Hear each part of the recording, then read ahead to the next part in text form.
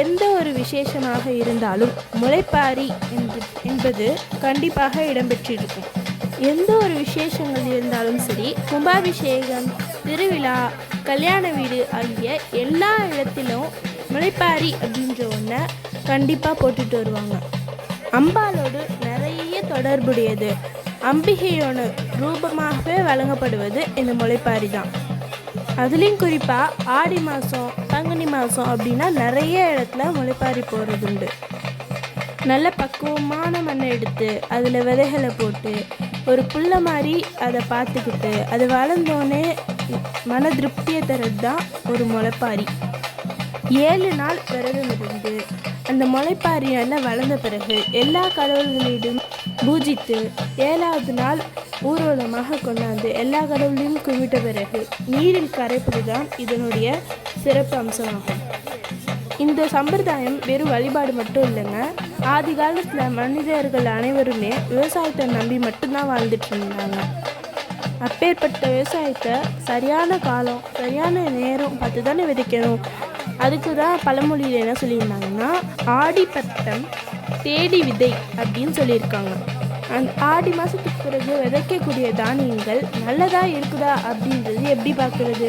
இப்போ ஒருத்தர் 5 ஏக்கர் நிலம் வச்சுருக்காரு. அவர் ஆடி மாதத்தில் அந்த 5 ஏக்கர்லையுமே விதைகளை விதைச்சிடுறாரு. அவர் விளைச்ச பிறகு கொஞ்ச நாள் கழிச்சு பார்த்தா அது எல்லாமே பதறா போயிடுது. அதாவது விளைச்சலே தராமல் போயிடுது. அப்படி இருக்கும்போது அவருக்கு கஷ்டம் தானே, கஷ்டம் நஷ்டம் வர்றது உண்டு தானே.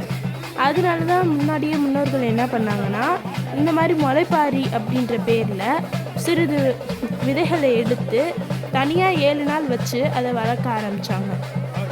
இது வளர்ந்து வர பக்குவத்தை பொறுத்து இது போடலாமா வேணாமா அப்படின்றத விவசாயிகள் முடிவெடுப்பாங்க. ஒவ்வொரு வருடத்திற்கும் இதனால தான் நம்ம முளைப்பாரி அப்படின்ற ஒரு சம்பிரதாயத்தை வச்சு திருவிழாக்கள், கும்பாபிஷேகங்கள், நல்ல விஷயங்கள் செய்யும் போது இந்த முளைப்பாரியை நம்ம கொண்டாடுறோம்.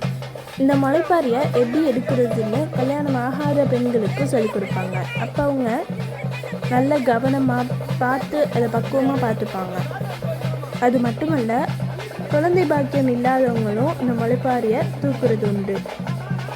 இந்த மாதிரி பண்ணும்பொழுது நமக்கு வீட்டில் ஒரு நல்லது நடக்கும் அப்படின்ற ஒரு நம்பிக்கை. நம்ம இதுவரையும் போட்டிருந்த வீடியோஸ், இப்போ போட்டிருக்க வீடியோஸ் எல்லாமே உங்களுக்கு பிடிச்சிருந்ததுன்னா நம்ம தாய் வீட்டு சீதனம் யூடியூப் சேனலை லைக் பண்ணுங்கள், ஷேர் பண்ணுங்கள், சப்ஸ்கிரைப் பண்ணுங்கள். பக்கத்தில் இருக்க பெல்லைக்கான மறக்காமல் கிளிக் பண்ணிடுங்க. அப்போ தான் நாங்கள் போடுற ஒவ்வொரு வீடியோவும் உங்களுக்கு நோட்டிஃபிகேஷனாக வந்து சேரும். தேங்க்யூ.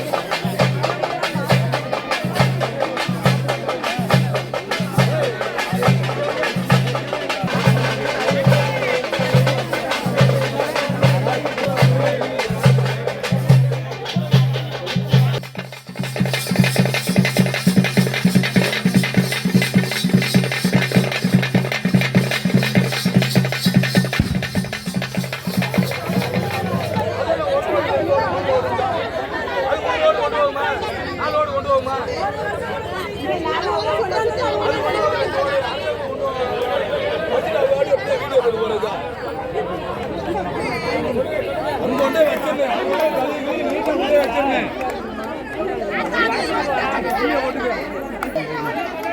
தான் வரல மாப்பாடுறீங்கள நடங்க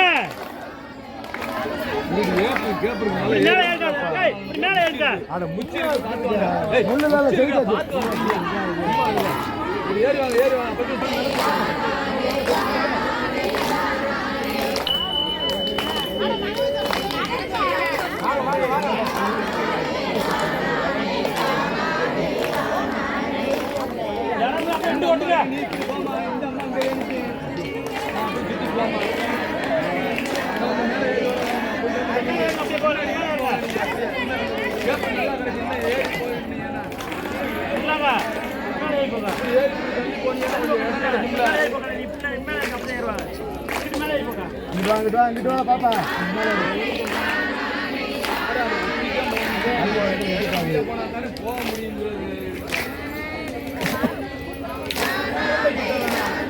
யாராவது உன் வயசுக்கு யாராவது பாரு ரொம்ப ஓவர் சண்டை கொடுக்குறப்பா